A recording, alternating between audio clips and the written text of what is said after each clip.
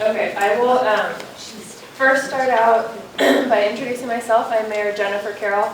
I'm getting over the flu, so I'm not going to shake anyone's hand. I'm not supposed to be contagious, but I don't want to get Erie sick. So just letting you know, no disrespect meant by that.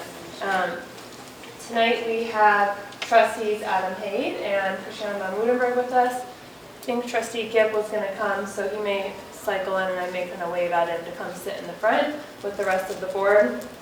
We also have our town administrator Malcolm Fleming. He's going to be presenting a couple of the slides in our presentation tonight along with me. So let's go on to the next slide. Who has the slide control? Oh, nobody. Sorry. Thanks, Adam. Perfect.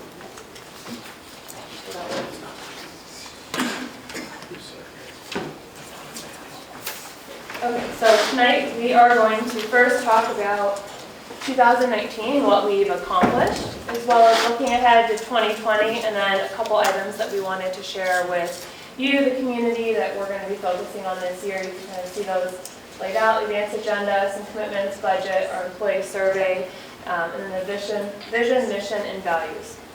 Next slide, please. So the 2019 work plan is something that when we hired Malcolm Fleming, he brought with him from his previous towns and cities. And the concept behind this is, in the past for Erie, the board has come up with a vision or goals, but they were never written down. They were never status. We didn't have a lot of information for ourselves to track, for residents to track. And so I don't think we were really being held as accountable as we could be to our residents. So how Malcolm organizes what the board wants to do is we all sit down, and we did this at the beginning of 2019, and we said, everyone write down everything you want to accomplish in 2019. And then we put it up on the walls of this room, and we all had stickers, and we voted for what we wanted to accomplish. And then based on the feedback from all of the board members, we ranked in priority, from the top priority down to the lowest. We ended up with, I think, 47 or so from 2019 priorities that the board determined. And then staff then applies what level of work they think it's going to be. Is it a couple hours, a couple months? Do we need to hire any consultants or additional staff? Can we do it internally? And then the town or the board will identify what level of engagement we want with residents. Are we just simply informing you of something? Are we engaging you? Are we taking it to a vote? There's different levels of engagement that each item would garner. So that's kind of the high level idea of a work plan. So go to the next slide.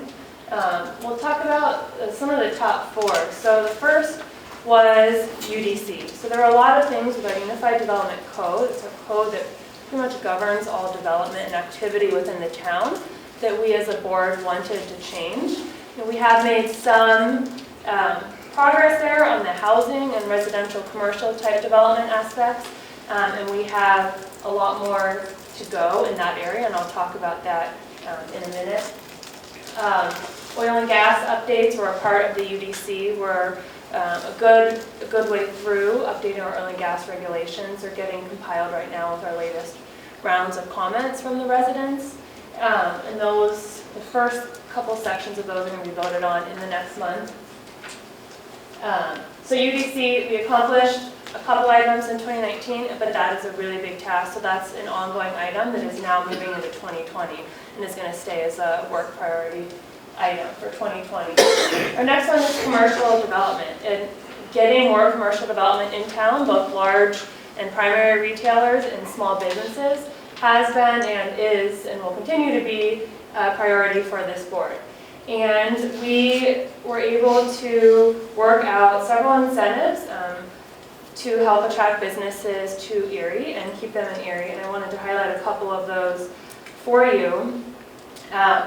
We finalized deals with Lowe's, which ties into 9 Mile. We have a whole other section on 9 Mile I'll be talking about shortly. We have 2 restaurants in Old Town that we came up with financing deals to support.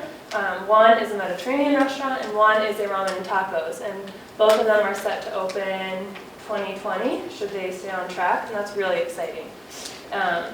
CoSolve This was done in 2020, but along the same lines for economic development. We partnered with them and we did 100K, I think it's technically called a contract, where they're going to provide us certain services to small businesses in terms of incubator space, getting Wi-Fi in Old Town, and doing different networking and outreach events for entrepreneurs in Erie. And that space is occupying the bottom of 105, thank you, 105 Wells, which is the new building in Old Town just north of the post office. So when they open, they'll complete the tenancy in that building, which is really exciting. Something that is not as straightforward, but still really exciting for Erie, is the Erie Commons business area. So just to the east of where we're at now, where you have Foxtail Pines, the Dugout, Christo's Coffee, Dennis, well, the same restaurants come and go from there. The taxes were traditionally very high for those businesses, and that was because when these areas were established, there was a metro district. So way in the weeds, but the taxes were set too high for what they should have been on the businesses. So we were able to work with the metro district and the town to redo the structure of their taxes, which ultimately lowered the taxes on the businesses in the Erie Commons Metro District area, which should mean we're going to keep better businesses there, attract more businesses, and not see the turnover that we have seen in the past.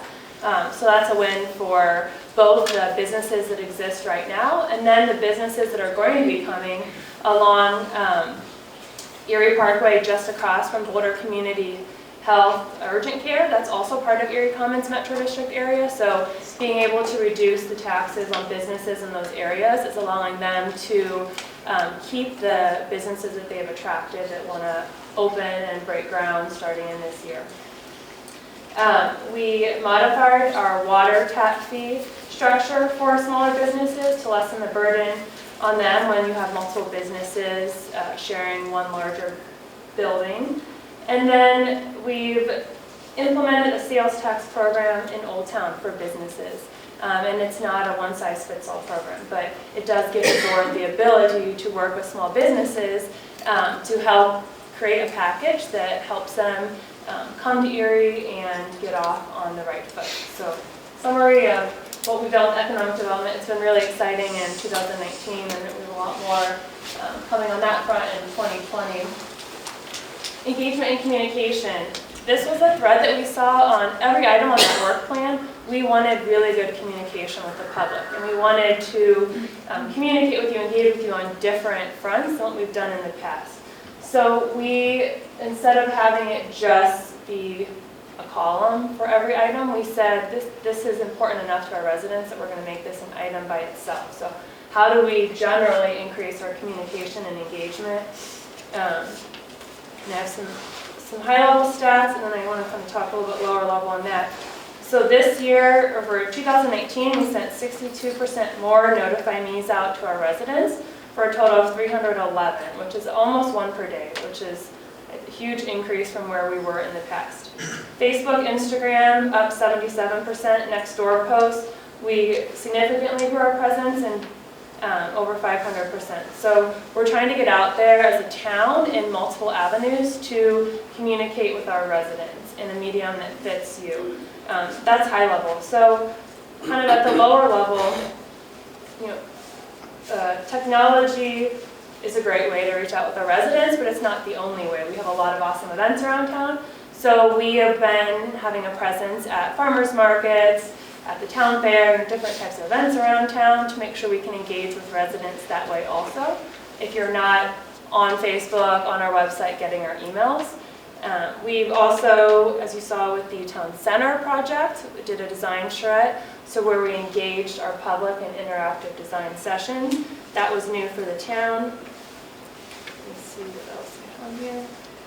We've increased our open houses for different types of events, just to, when there's a lot more information to share with the public and it maybe garners a conversation rather than just sharing information, we'll hold open houses here excuse me, to be able to explain a project to the public and then get your feedback as well as answer questions.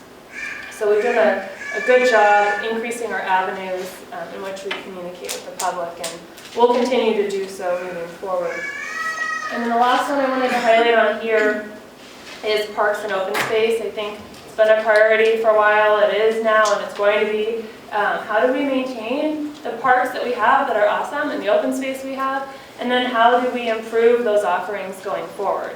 On the open space, we want a mix of land that's pretty, that acts as a buffer, that breaks up the buildings and the houses, but we also want open space that's usable. Erie is a young community that likes being active.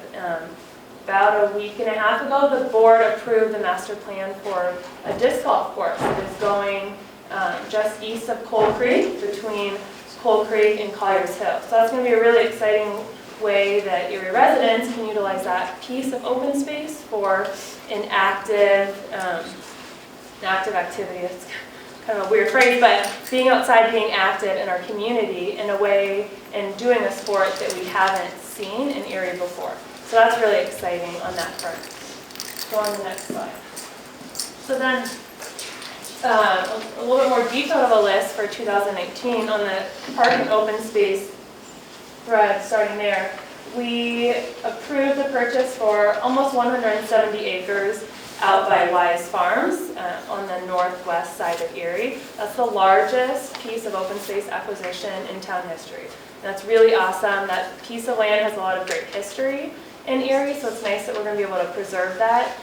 Right now, the town doesn't have concrete plans on what we want to do there, but we do want to have a mix of both untouched, I'll say, and kind of unusable, just let's appreciate the land space, but we also want to be able to have some of that as usable space. And what that's going to be used for, we don't know. There's going to be a community engagement effort to figure that out, but we want to be able to use that space in both ways, since it is very large.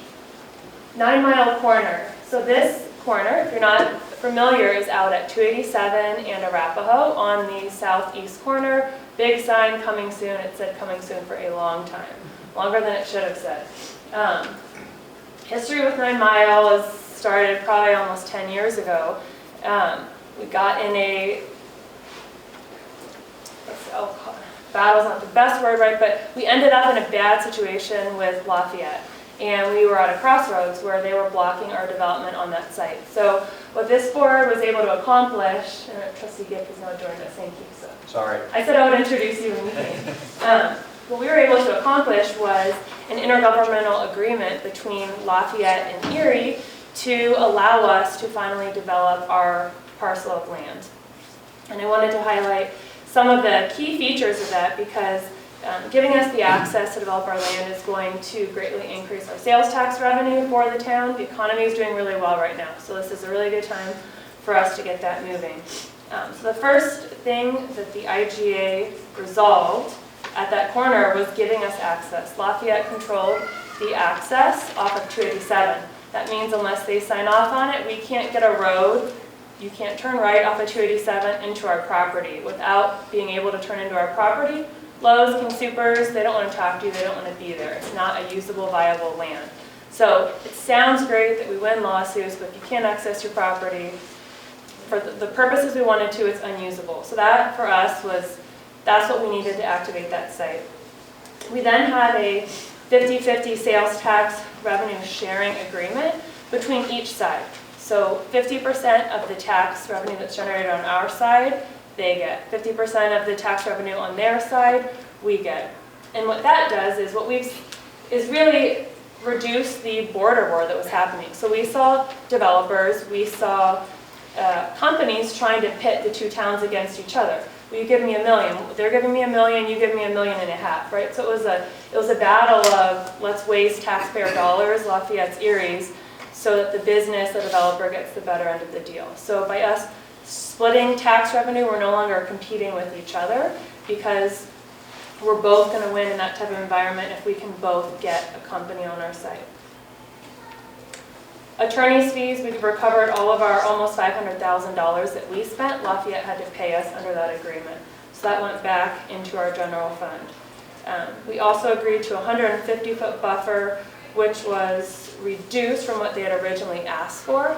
And so that buffer allows us still to have 2 anchor tenants. An anchor tenant is like a King Supers and a Lowe's. That's what you've been seeing in the news for a while. So we have Lowe's under contract right now. We're working on our second anchor tenant. So by giving them a buffer, we still get to develop the site with the large tenants that we feel we want and we need to get the right sales tax for our residents. And it gives them a buffer between the commercial property and their houses. And we're going to make use of that. We have underground drainage, utilities, and a fire suppression water tank that's going to go on that land. So it's going to be used for things that would have had to go on the site somewhere. Agreement's good for 10 years. And something that's exciting, not just on our corner, but when you're looking at that whole intersection, Lafayette is working with Tebow right now to annex his property into Erie. They've done pre-annexation. They're working on their annexation agreement. Tebow has a sign up for his tentative site plan, and they're already starting to pre-lease. So they are moving along with their commercial development the same as we are. And so that's going to benefit Erie just like our development is going to benefit them. So it's great for both of us what's happening at that corner. Town center. We'll start with the heavy hitters. So on the wall in the back, I had town staff just print out a couple images for you guys to look at. Who here hasn't heard of town center or hasn't seen any of our renderings? It's okay if you haven't.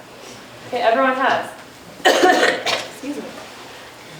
So what I printed out just to show you is on the left, you'll see a site plan for a town center, which includes the northwest corner of Erie Parkway and County Line, the southwest corner, and then if you go to the east, that Erie Commons piece, which is just across from the Boulder Community Health Facility. Those are kind of the three large pieces of land that make up town center.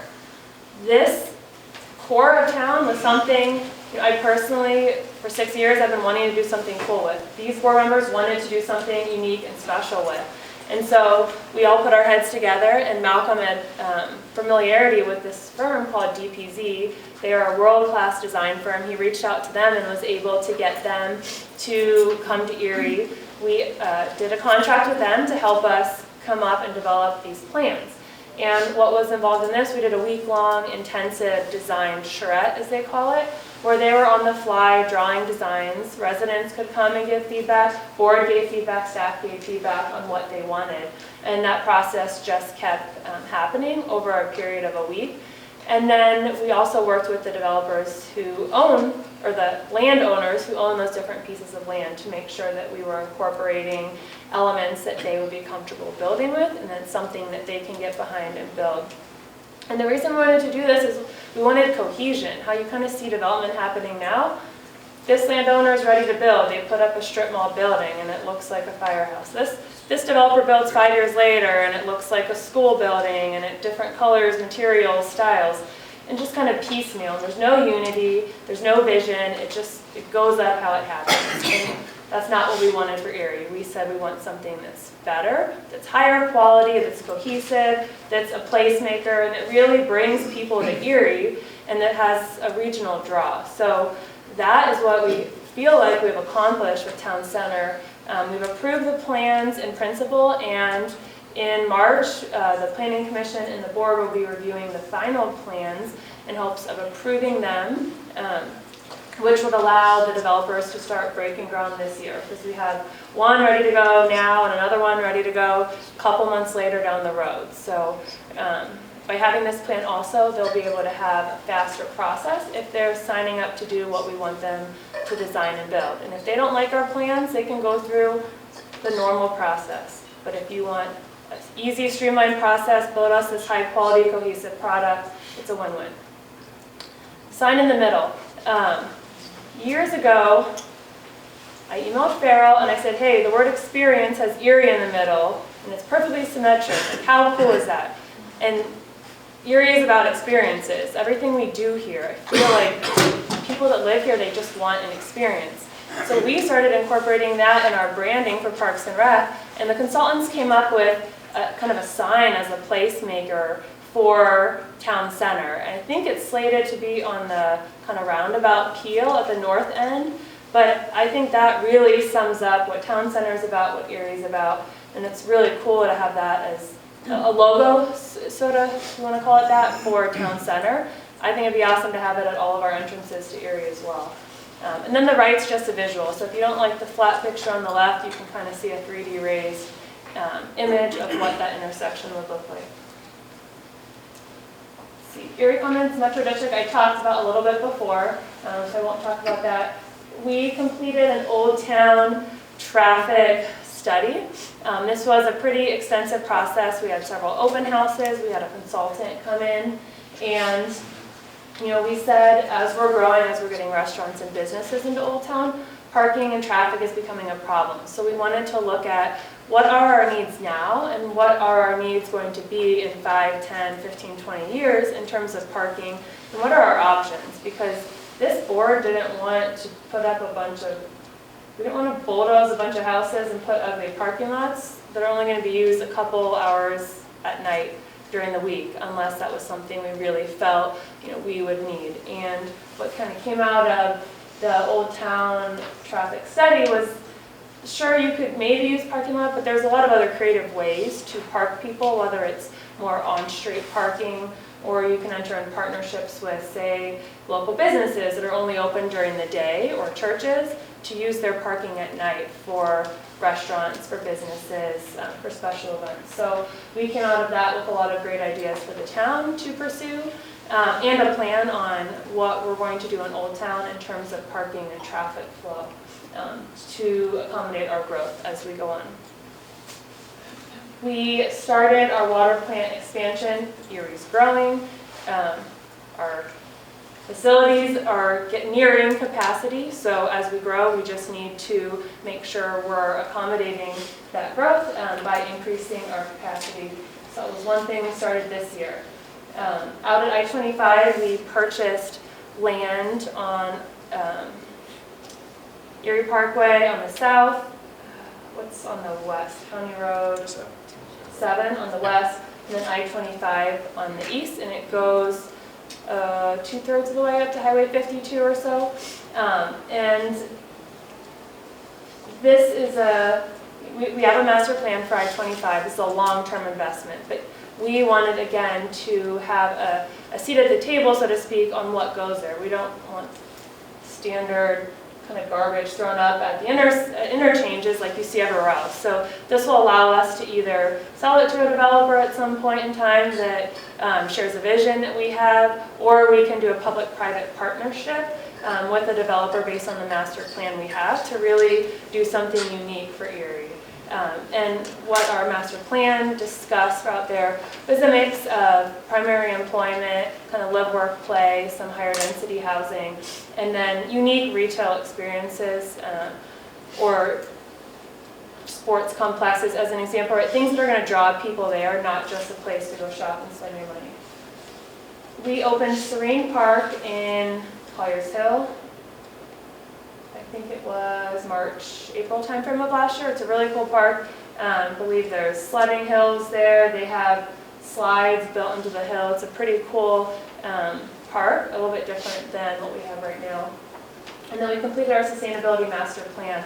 Our sustainability advisory board started this monumental feat by themselves years ago. They were just trying to write a plan, which is a really big feat for residents who just want to accomplish on their own. So they were able to secure a grant to help them with the sustainability master plan. So we had an expert come in and help us create a sustainability master plan for the community based on a lot of feedback from residents at different events throughout the summer. And that helps us lay out ways that the town can encourage sustainability to residents. How can we be more sustainable as a town?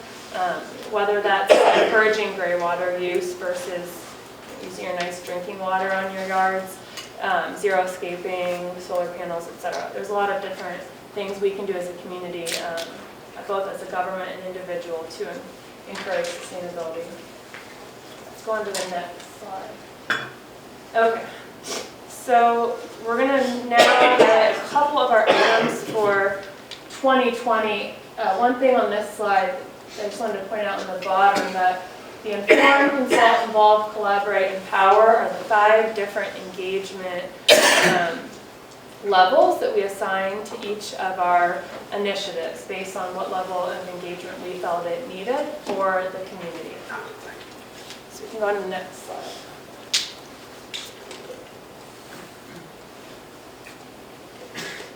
So this year, how many work? We have 28 items on our work plan for 2020, so a little bit less than 2019, but still not a short list.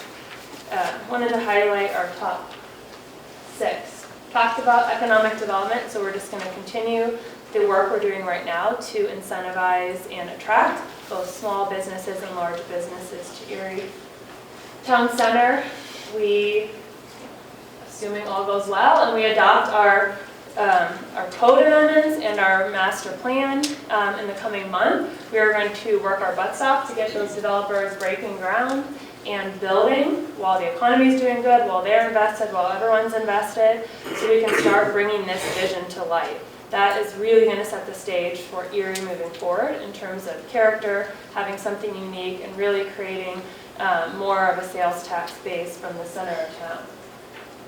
Old Town, as we've grown our business offerings, we've noticed or been informed of infrastructure capacities with gas and electricity, so we're working with our utility companies to kind of spread out the burden of those improvements. And so instead of, okay, we're at capacity now, you the next business owner that just you hold the short straw and you want to open next, instead of you paying for upsizing all of the lines to now accommodate the growth that's been happening, how can the town work with that business owner, work with the utilities companies on plans to spread out those costs? Because it's not just that next business owner that has to pay or that needs that additional capacity. It's going to be the next 5, 10, 15 business owners that come after them. So we're trying to work with the utility companies so it's not a burden on any one particular business. Street maintenance, this was ranked as a very high priority for residents to make sure that we're staying on top of. We do have a really aggressive plan for maintaining streets. Our public works director loves talking about our street maintenance program, and we have extensive slides. We were given a presentation last year. So there's a big slide package if you're interested on how they decide to improve roads, the different levels of improvements that they do, whether it's filling cracks, digging it up, relaying pavement, or having to redo a road completely. But we have a plan, and we're making sure that we have funding in place, both short-term and long-term, to make sure we maintain our roads around Erie. Permit system, we are looking at transitioning to an online permitting system that should save time and money and make it easier for businesses so they don't have to come into town hall. And we're hoping to get this done this year. Several other municipalities utilize something similar, so we're really excited about being able to further streamline that process for businesses. And then last, call it traffic calming. Traffic is getting worse every day as more people move here, as we're building more commercial retail establishments. So how can we look at our traffic master plans that we have out there and then make sure that we're staying on top of that growth and doing what we can to keep you safe while we're growing, and then also accommodate the growth with appropriate lanes, signage, speed limits, etc. And we'll go on to the next slide. And I believe I get a break for a minute, and we'll hand this over to our town administrator, Malcolm Fleming. Thank you, Mayor. You're doing such a great job of going into all the details. I want to give you a break, but she can certainly cover all the details. This slide just shows how we approach things. With 28 different projects to tackle during the year, we can't do them all at the same time. So we try and schedule things out so that we're managing both the time that the Board of Trustees has to focus on each of the issues, and staff is able to juggle the competing priorities and make sure that we do them all effectively. So in the spring, first order of business in April is making sure that the 2020 election goes smoothly and fairly and transparently. We have a new town clerk coming on board next week to assist in that process. We've also engaged a consultant that has significant experience in running elections both at the city and county level, who is overseeing our elections planning and implementation process. So we're certain that the election is going to go smoothly and transparently and fairly. The mayor had talked a number of times about 9 Mile. There's still lots of implementation details to take care of as part of that. We've had multiple meetings with the developer, Evergreen, who is the town essentially contracted with to pursue the development. It's on town and urban renewal authority property that we are transferring to the developer, so we're negotiating the details of that transfer to bridge the gap over which the development wouldn't happen if the town didn't contribute some of the funding to make that go forward. So we do anticipate, if you've driven by the site, you'll see they're actually rerouting the irrigation ditch that goes through the site. That's happening now. They're doing some of the initial grading. We're working with both the developer and Lafayette and CDOT on transit connections for the development, figuring out where all the infrastructure is going to go, bringing those plans through our planning department, and for the board of trustees to do the final approval on that. So that's all happening this spring, and we do anticipate that real construction will start probably in April of this year. Parks funding, the mayor also mentioned that. We've opened new parks in a couple of locations throughout the city. We want to make sure that we're able to maintain those parks at a really high level so that they stay active and are well maintained over the years. So we're evaluating what that takes over time for each of the parks and make sure that we have a dedicated revenue source to be able to support that operation.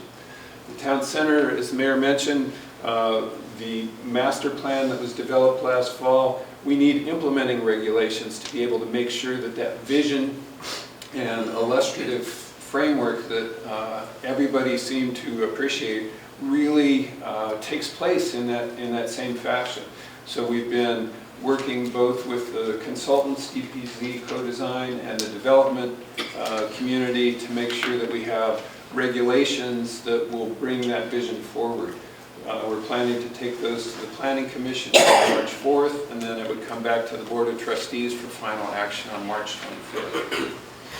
The annual budget for the subsequent year, so 2021, that's something staff starts working on during the summer. We bring our budget recommendations to the Board of Trustees in the fall, and they fine-tune it and adopt the budget in no later than the first week in December. Typically it takes place over a series of meetings in October and November and culminates in final action by the board in early December. The streets budget, again, the mayor mentioned some of that. We're doing this year a detailed study of the street condition throughout the town and figuring out what it will take to maintain those streets at the optimum level.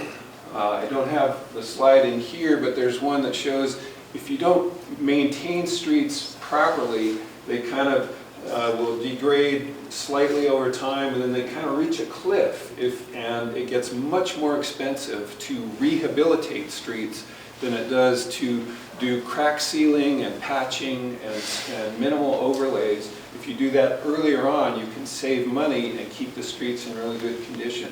So we're doing that condition survey of all the streets in town, and then we will tailor our budget to make sure that we're planning for and funding the street maintenance activities at that optimum level.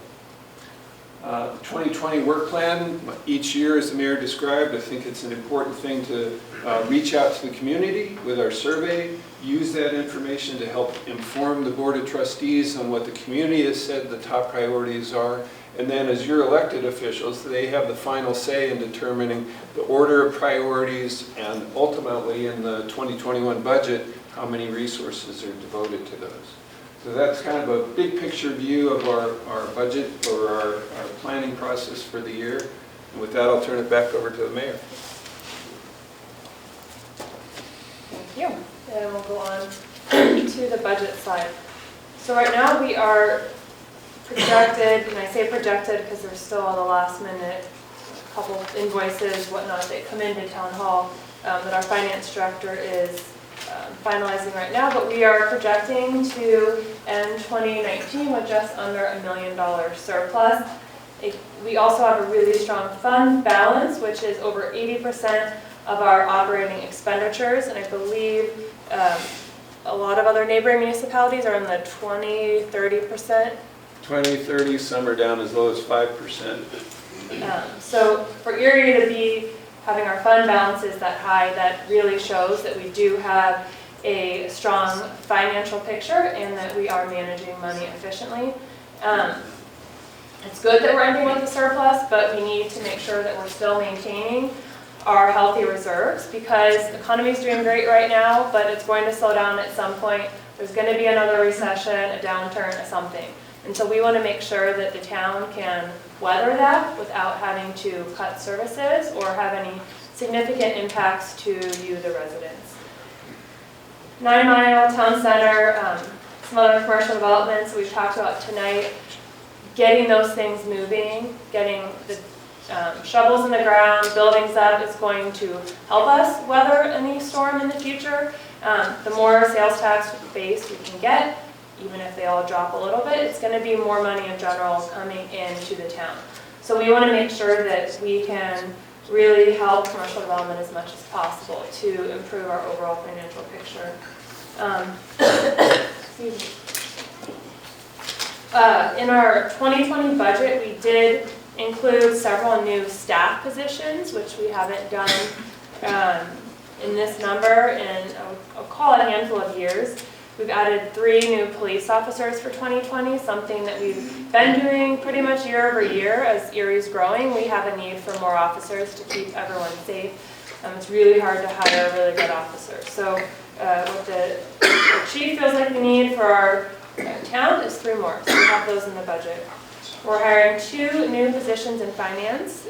We should have those wrapped up, I think, in the next month or so. Interviews were happening today. Perfect. And these are long overdue. The finance department has been understaffed for a while, so it was really good that this board decided to give them appropriate resources last fall for 2020 and beyond. We also added 1 person in Parks and Rec to maintain services to the town as we grow, and a capital projects management person in our public works department to manage all of the large projects that are coming down the road. So our next, we're back and forth for a couple slides here, but I'm going to turn it back over to Malcolm to talk about employee survey.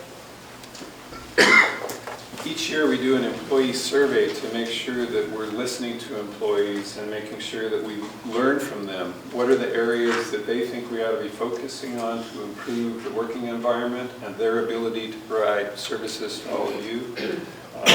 We measure problems, looking at is one department scoring much better on the employee survey than others. So maybe there's something that's individual to a particular department that we need to focus on. And that helps us identify whether it's a supervisory issue, it's an equipment issue, it's a training issue. What are the things that we need to really support employees so they can deliver superior service? We also use it to identify what are the things we need to celebrate, because staff are doing a fantastic job in a lot of areas, and we want to be able to make sure that they're recognized for those things that they accomplish. And in all of this, making sure that we're delivering superior services on an ever continuously improving basis. So as a result of the town survey, which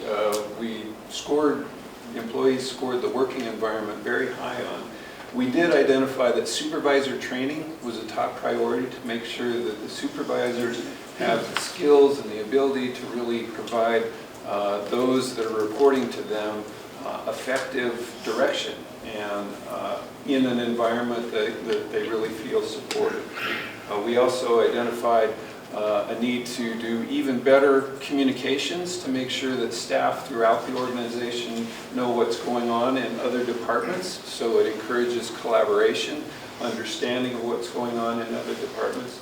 And we also, based on comparison to other jurisdictions, identified that we needed to inch up or expand our benefits to be competitive in the working environment.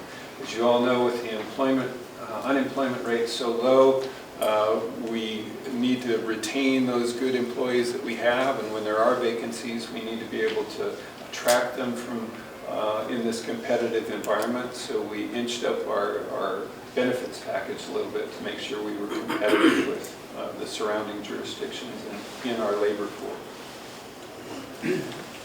Turn it back to the mayor. We're almost done ping-ponging for the evening.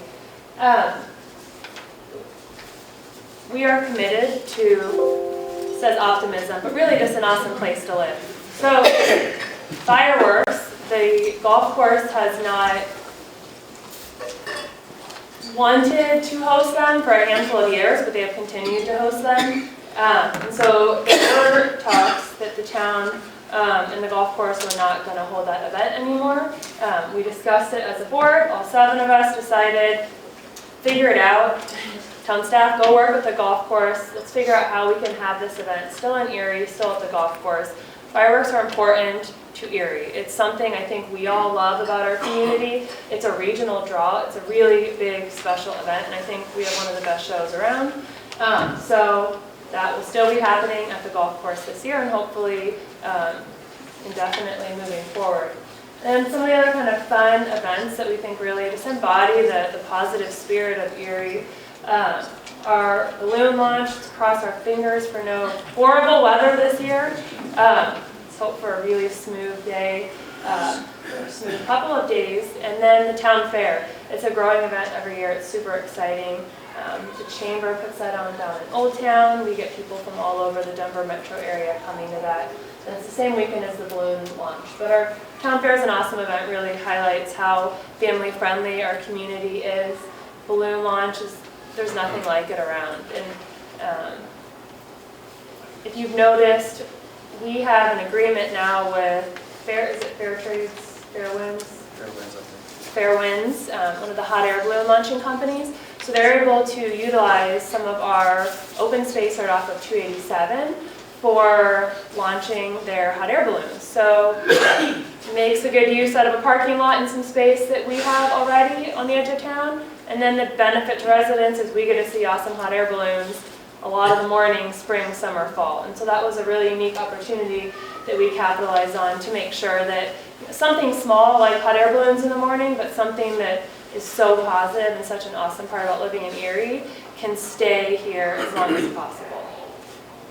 Move on to the next slide. I think we're wrapping up and then we'll do a couple questions.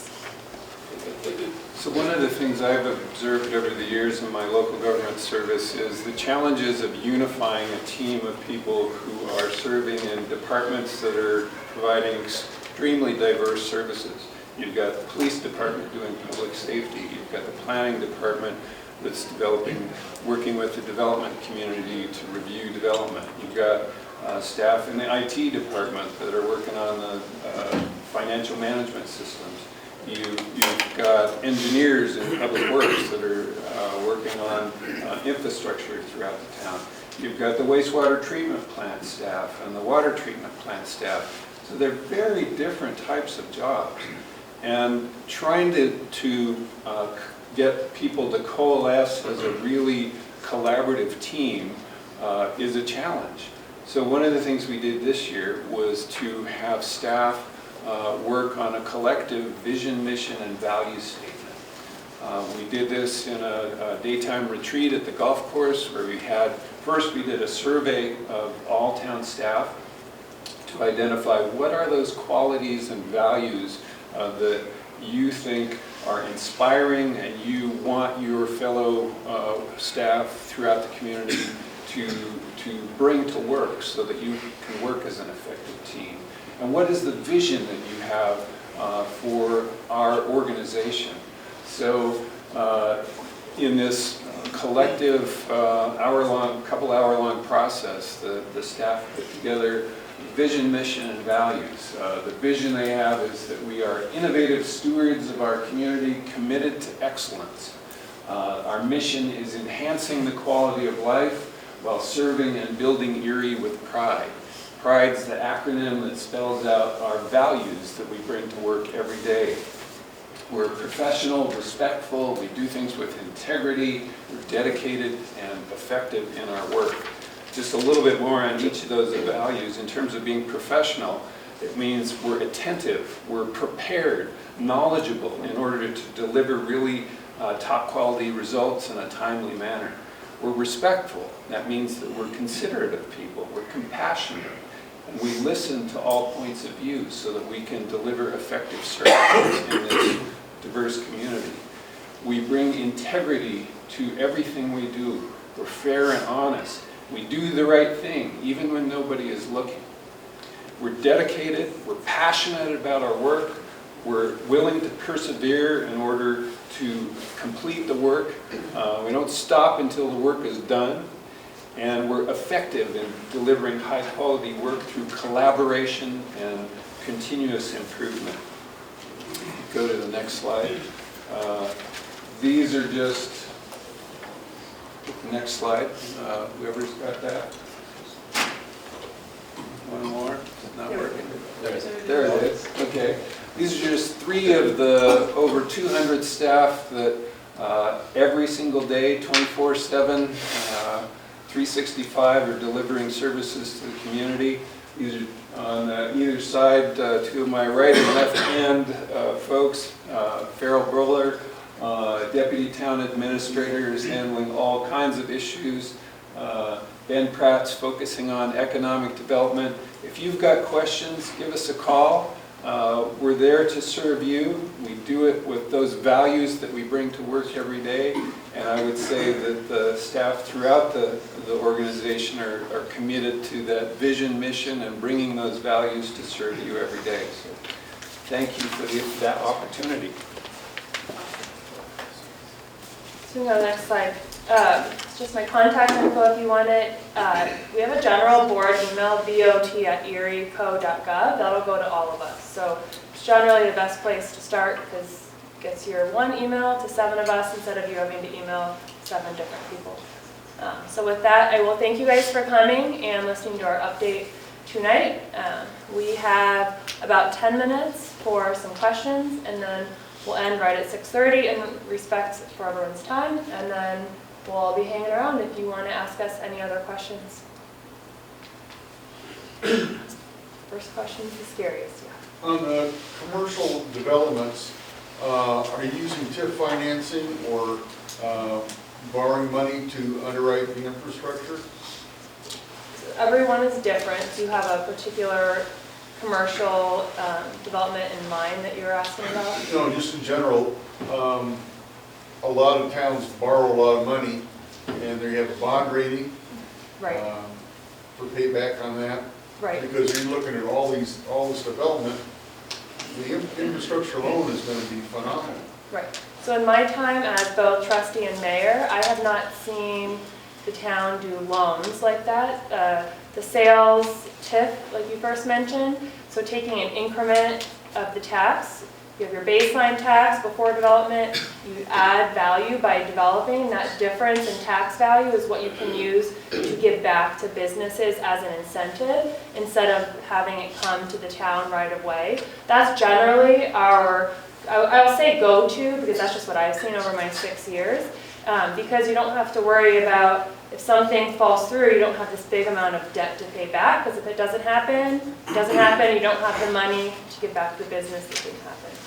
So that's usually the safest for the town, and that's what I've seen us doing at 9 Mile. That's the structure. I don't know if there's still some negotiations left to be done there, but the bigger structure up there is the tax increment financing.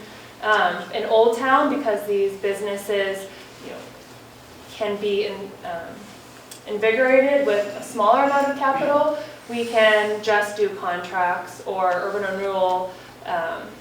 The Urban Renewal Authority can provide funding directly if we have the money in the Urban Renewal Authority account for that different region.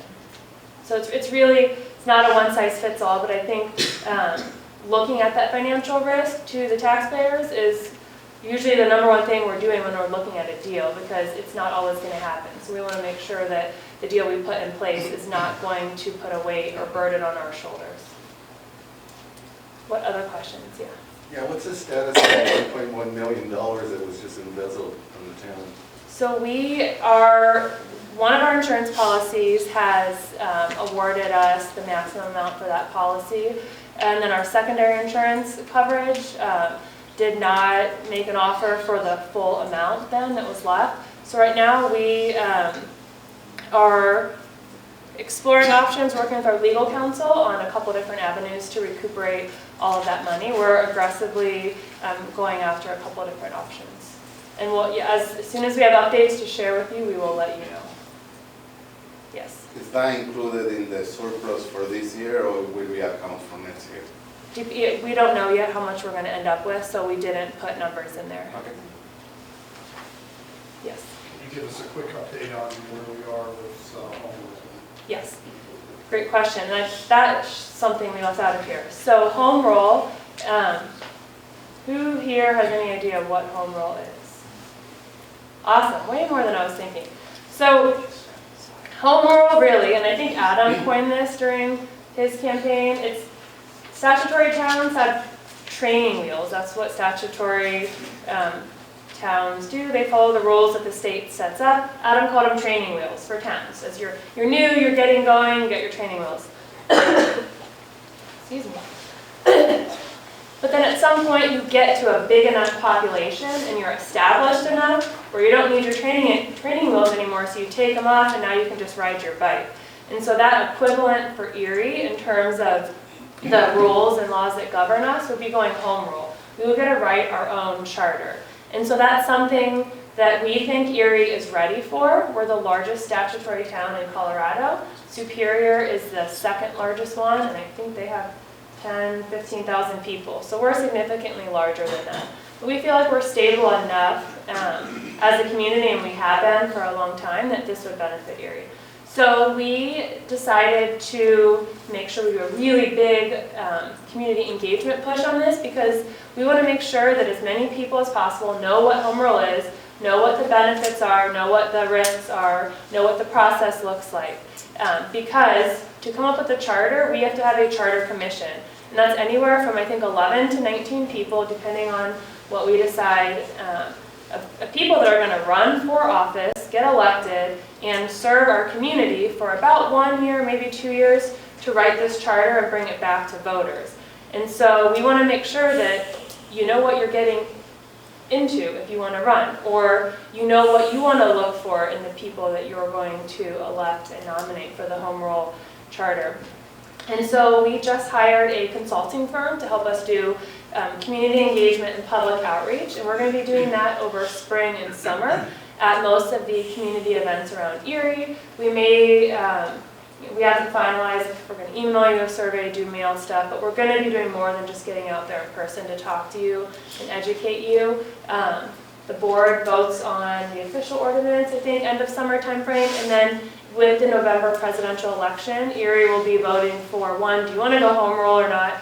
If yes, then you would vote for all of the home rule commissioners, and then that kind of starts a clock for how long you have to come up with the first draft. And then when they're all done with the charter, that would come back to all the voters in Erie to vote on an implementation plan and then the charter for how Erie is going to govern itself moving forward.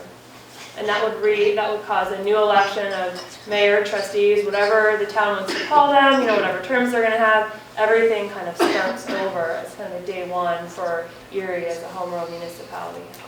So we chose the kind of the longer path because we wanted to make sure it was done right. A long time ago, Erie pursued home rule, and there was a rule in there that every household had to have a gun, and that got voted down because the majority of residents didn't want that in their charter. So you got to be really careful. You don't want a very prescriptive charter. You want to, you just don't. So, great question. What other questions do we have? A question on 9 Mile. Yes. You mentioned that Tebow's working with Lafayette to annex that into Erie? Yeah, no, But the IGA Lafayette. Okay. And also you mentioned that the legal fees were given back to us 100%, but Yep. in the IGA it states that that was exchanged for land. So that may have been an older version of the That was IGA. a signed version. So the signed version I have, and I have it printed out, mentions explicitly legal fees. I can show you my version after if you want, but yeah, I printed it out today and brought it with me. It's like 20-some pages. What other question? One last question on the water plant expansion. Yes. With the floodways, is that still going to happen? Right now, where we are planning to expand is, I think some of it might be in the floodplain, but we are fighting the new floodplain map. That was a couple weeks ago at one of the last board meetings. We decided to fight, challenge, the appropriate word, FEMA, in terms of how they determined what areas were floodplains. Because we don't feel that all the land around our water treatment facility is within the flood map that they're creating. Do we have a plan if we are not successful with that?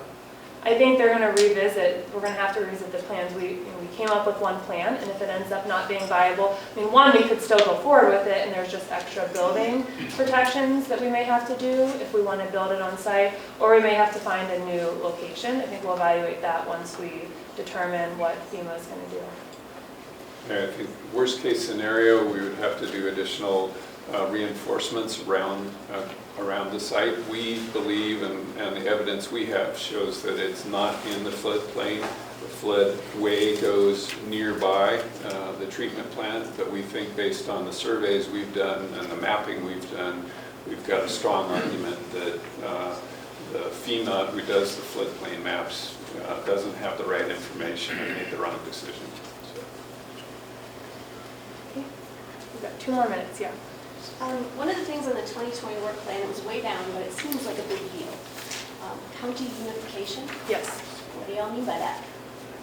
So Erie is half Weld County, half Boulder County. At first blush, it doesn't sound like it's that big of a deal, but it causes us a lot of headaches, whether that's Boulder County gives some services to their residents. I think most of the services that they offer, they've extended to all of Erie out of courtesy, but they don't have to. Weld County could do the same thing. We're often left out of some of the things that Weld County does because we're so far away from the center core of their government. So I wouldn't say Erie's really super important to either right now because we're split. We have different taxing structures for each of the different counties. There's different rules we have to follow in each of the different counties. It's not as easy as it could be for the town if we were in one county. So we as a board wanted to look at, what does that get us if we become all Boulder County or all Weld County? What are the pros, what are the cons? And just look at that. We're not saying we want to do it, we're saying we want to look at it because it's getting more painful as we grow to be split. So more to come. Once we understand, we'll share out information with all the public on what we're learning. So does this go to a vote of the public, or do you just decide yourselves that you want to be Boulder or Weld? So that's a great question. So it's a very complicated process. So we can't even, as Erie, go and vote and say we want to all be in Boulder County or all be in Weld County. That county then also has to vote and say we want that municipality in our county. So it's a two-person dance, They both have to want to be together. So this is not a short-term thing we're going to do in the next year or two because it's going to be a really big task to make our case to either county as to why they should bring us as an entirety into their county. Yes? Is that effectively an annexation, or does the leaving county have a say? Oh, the leaving county might also, thank you, the leaving county also has to vote on whether they give us up. So I don't know what happens if you get 2 of the 3 votes and you don't have the other. We haven't looked into it. We did our first pass. It was very complicated from a legal perspective. So it's down there because there's so much we have to figure out in terms of what we would want to do and propose, and then how do we market that and work with the different counties. It actually requires state legislative action as well. It's not something that the town or the counties individually can do. So it's a very complicated issue. I would say if the board was interested in just a high level, what would this involve? Yes. Is that also going to affect school districting if we go into one or the other? I don't know, I don't think school district has to do with counties, because right now St. Vrain is in both Boulder and Weld County. I think they operate pretty independently, yeah. Tourism is a big factor for our town, what we got going on. What about lodging? Yes. And lodging in additional spaces for having events. This building is nice, Yes. but it prohibits a lot of things as well. And we had to ship people out of town and go Yep. find a motel. So that is a really great point. So I can give you two kind of updates on that. One, town center. Probably can't see it on the pictures that I have hung up, but on the parcel on the northwest corner, opposite the community center ball fields, we have a small hotel designed in our plans. And in talking to our consultant, there are smaller hotel chains, more the boutique type, that would definitely come to a place like Erie that aren't requiring that you be right along like an I-25, for example. The big chains want to be on I-25, but there are hotels that want to be in places like Town Center, by the rec center, etc. So we have that in our plan because we see that as a need, especially with all of the tournaments and sporting events that we're having at Town Center. Just by itself, people then have to go leave and stay somewhere else. So that's the way we're addressing it as Erie. I know in Tebow's site plan that he has on his property right now that he's pre-leasing for at 9 Mile, he also has a hotel. I think he's looking for a regional, one of the bigger box ones, because being on 287, you can accommodate that better. He has that on that corner as well. And hotel tax is higher than sales tax. So. Also banquet hall of some sort. Yes. The site, you don't have a lot of choices around here. Yeah. To go with a motel would be great. Right, so the hotel will be able to offer that kind of flex community gathering space and something, I didn't dive super deep into Town Center because I could talk to you for hours about it, but we asked them for an underpass for on the northern side to connect this community center area under County Line Road over to the shops, the future hotel, you know, whatever is going to be on that side, so people can easily get back and forth. Do you have something else? I was just going to add that if Tebow is successful in getting a hotel on the site on the Lafayette development parcel, Erie would share in the revenue that comes from that hotel. So again, it's a collaborative effort, and both Lafayette and Erie win as a result of that. Okay, so one more question and a break out of respect for your all time. Okay, well, we'll be here. Thank you guys for coming and enjoy your evening.